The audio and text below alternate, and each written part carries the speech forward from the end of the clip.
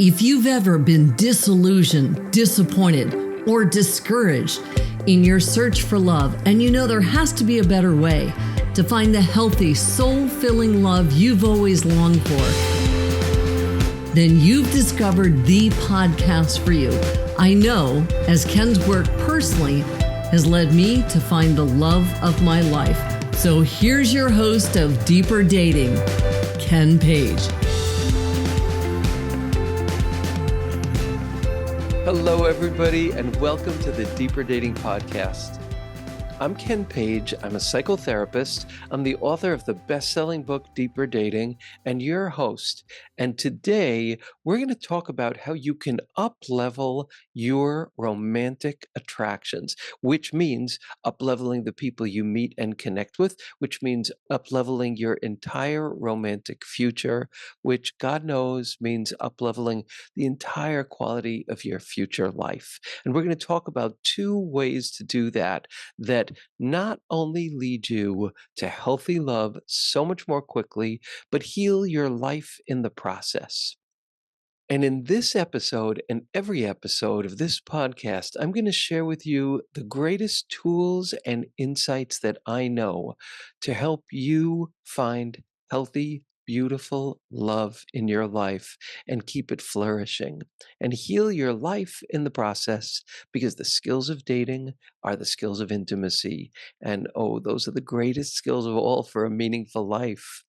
And if you want to know more about this approach to finding love, just go to deeperdatingpodcast.com and join my mailing list. You'll get wonderful free resources. You'll hear about the work that I'm doing, the courses that I offer, the free classes that I offer, and you'll also get a wonderful free ebook with the 5 great keys that I've discovered and written about to help you find real, healthy love. Okay, let's jump in. So we're going to talk about 2 ways that you can up-level your entire attraction patterns. And one is pretty deep and pretty profound, and the other is equally profound, but much more operational. Let's start with the first one, though.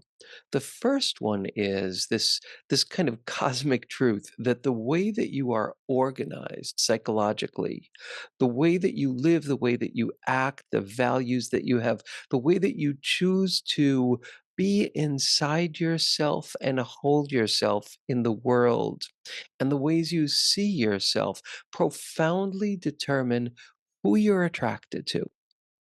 This is true in so many levels. And what this comes down to is that as you do the work of honoring yourself more, loving yourself more, accepting yourself more, you're up-leveling your own growth journey, and at the same time, you're up-leveling the people you are going to be attracted to. Like I always say, you're going to become much more allergic to attractions of deprivation, which is what I call them. And you're going to become more appreciative, develop a deeper, richer, sexier taste for attractions of inspiration. And that changes the way that we're organized. So let me say a little bit more about what I mean about that. This is the concept of core gifts, which is the central key concept in all of the work that I teach and the model that I teach. Your core gifts are the treasure hiding in plain sight. They are the parts of you that are the most essentially you, but they're often scary because they're really innocent at their core. They are powerful.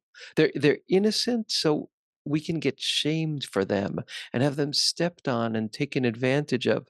And because of these tender, tender parts of us being so tender, so precious, and so innocent, they get traumatized. And in trauma, they retreat, and we develop an entire defensive pattern to not let the world see those things where we have been so hurt, so humiliated, so shamed in the past. But those parts are our treasures. They're our soul. They're the essence of who we are. So we have a dilemma here, because now we are leading with our defenses around that part of us instead of with the beauty of that part of us. There are ways that you might be kind of have been too fierce for the world, too truth telling, too aware, too hungry for growth. Um, Too hungry for closeness and intimacy, not too hungry, but too hungry for the people around you because your core gifts are profound. They are your personal signature genius, and we all have them. And they're all both beautiful and troublesome, like having a genius kid. Because those parts of ourselves, the parts where we're too tender for the world, too fierce for the world, and I don't mean the whole world, but I mean like growing up and before we develop discrimination, because we must learn to find the people who treasure those parts of ourselves. But we'll get that to that later. This is the formula. The degree to which we feel shame around those parts. And all of us are trained to feel shame around those parts. There is a task of reclaiming and de-shaming that all of us as human beings have to do. And it's really precious and it's a big deal. In the work that I teach, one of the ways to do that is to put names on your core gifts and to be able to understand both the pain and suffering that they've caused you, the challenges that they've given you, but to see them as treasures and to actually find the treasures in them. So I'm just going to give you an example of that. Let's say somebody who maybe feels that there's something wrong with them because they crave love so much. They need love so much. They need and they want attention and really being seen and listened to in really intense ways. And if they don't get it, it's upsetting to them and they feel like, oh my God, I am quote unquote too needy. This becomes a point of shame. In the work that I do, I help people realize something really interesting. It's not just that they need this, it's that they value it.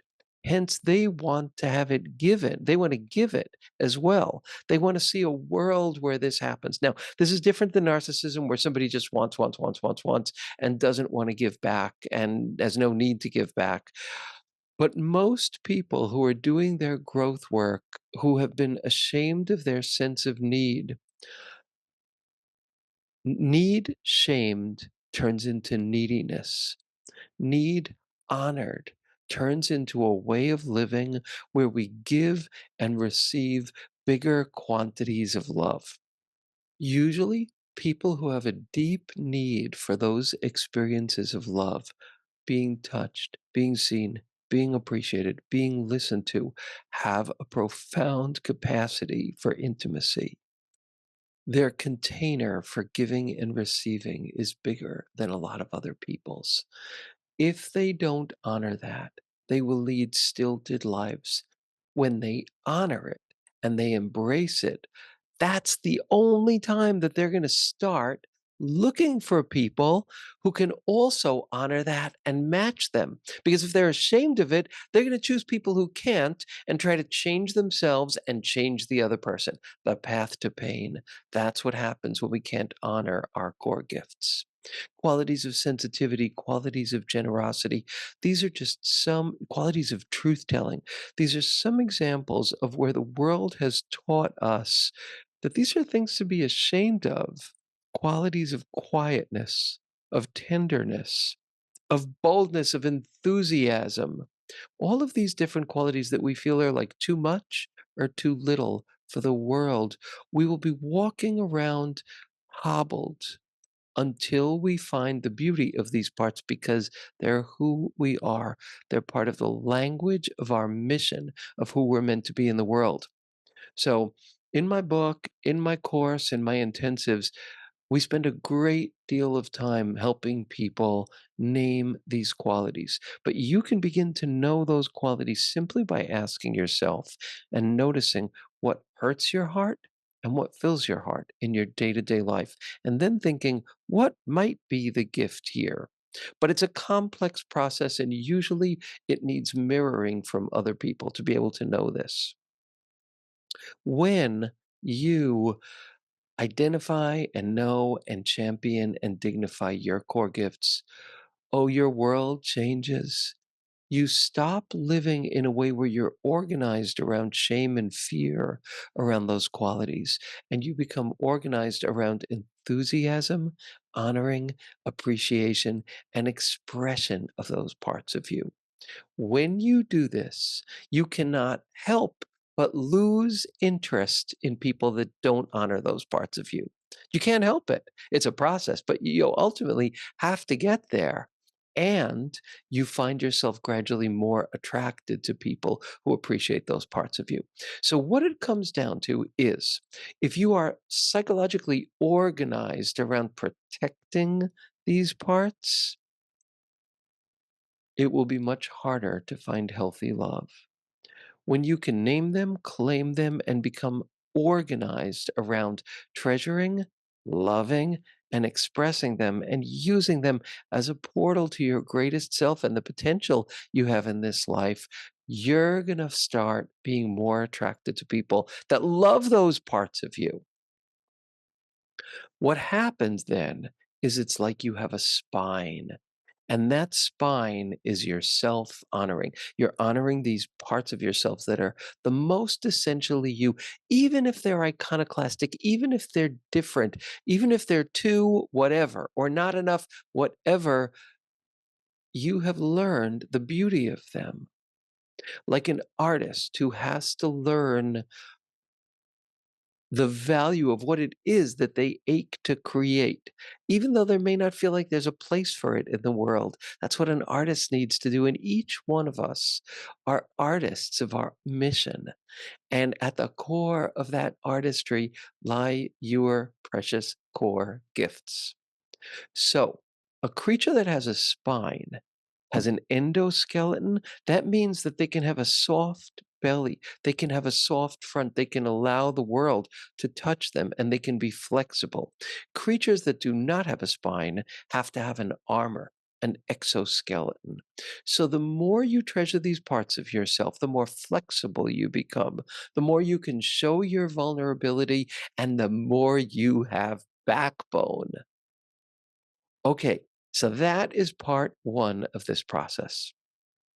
And that is a very deep and very amazing one. And the formula is this: the degree to which you treasure and honor those parts of you, to that degree, you're going to be sexually and romantically attracted to people who are good for you. To that degree, you will have up-leveled your attraction patterns, which simply means that you have up-leveled your future in this life. So it's really worth doing.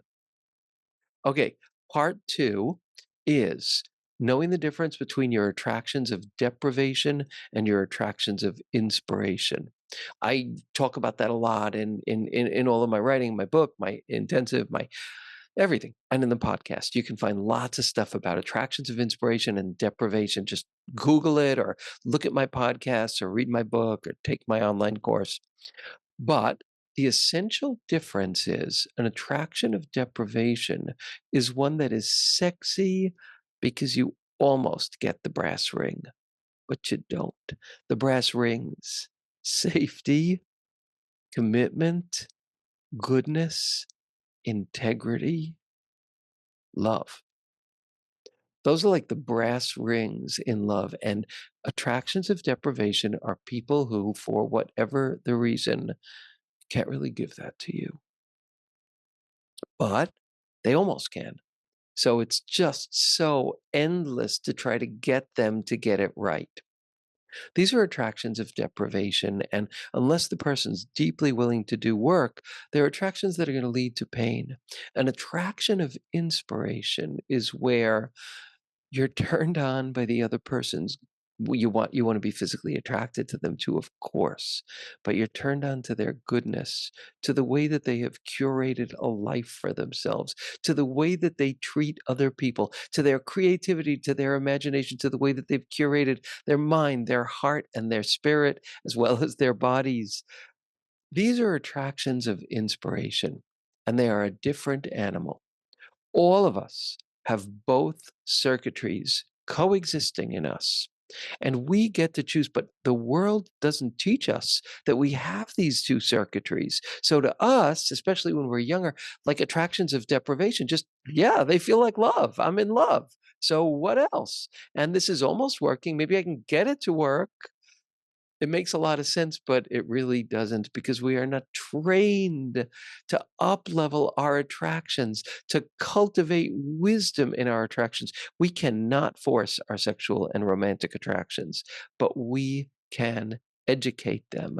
And anyone who wants to create beautiful, healthy love in their lives needs to learn how to educate their attractions. So, when you make a commitment to once again, I teach a path to this in all of my work. But once you have made that commitment to say no to attractions of deprivation, no matter how sexy and pretty and seductive they are, uh-uh, no, no more. I'm planting a flag. And you make a commitment to only choose attractions of inspiration and to seek them out and to suss them out and to develop your nervous system capacity to tell the difference, which is mostly honoring what you know already. When you do that, so much shifts. And I want to like give you an example from what I call the deeper physics of dating. And it's this. And so in my online course and in my intensive, there's a process where people they create a pledge, and it's a pledge that they actually sign. And they say, I will not pursue attractions of deprivation.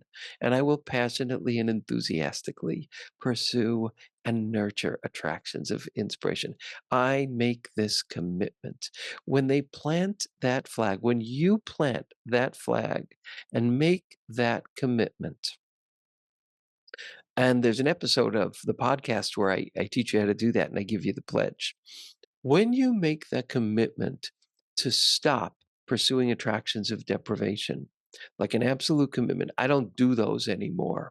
You create a vacuum essentially where something with a lot of energy once was. You have created a vacuum now, an empty space that needs to be filled. So there is a suction that doesn't have anywhere to go. When you also make the commitment and you plant the flag of like, yeah, it's scary. Yeah, it's hard, but yeah, it matters. I am going to pursue my attractions of inspiration in the wisest, smartest, most experimental bravest ways that I can. I'm going to do that. When you say that, you now are creating an open door. You've shut one door, there's a suction, there's a vacuum, and all of a sudden you open another door. So energetically, that like kind of is this energetic invitation for those relationships to come into your life. This is the deeper physics of dating. It doesn't happen immediately. Usually people become allergic to attractions of deprivation. And then there's a weird kind of period where underground, your new capacities are growing. And then all of a sudden they start blooming. So that is this kind of deeper physics. You create a vacuum and you create an invitation, and then your world begins to change. And what happens is you start getting more allergic to attractions of deprivation. You start noticing, appreciating, and getting turned on to attractions of inspiration. You are actually educating your attractions. That does a few things. One, it helps you find that beautiful kind of love that is filled with goodness and sexiness and commitment. And that's where you want to build your life and your home in the world. That's one thing it does. The other thing that it does is because you're using the medium of love, self love in this case, to find love, romantic love in this case. So the other thing that happens is your deep insights know that you are doing something so loving for them. They feel it and they begin to calm down because they are finally being protected and treasured. So there's a deeper sense of security, and your secure attachment style builds as well. So these are the ways in which by up-leveling your internal sense of organization, moving it toward self-treasuring, and then in very conscious ways, you don't just do that, you do the conscious work around the attractions that I've described as step 2. You gotta do both of those. But when you do that, healing happens in your life and in your romantic life, and that's magic. How would you not want both those healings? Those are like the greatest things in the world. So, thanks for listening. I hope this is helpful. Go to deeperdatingpodcast.com and join my mailing list so I get to share more of this material with you. And thanks so much.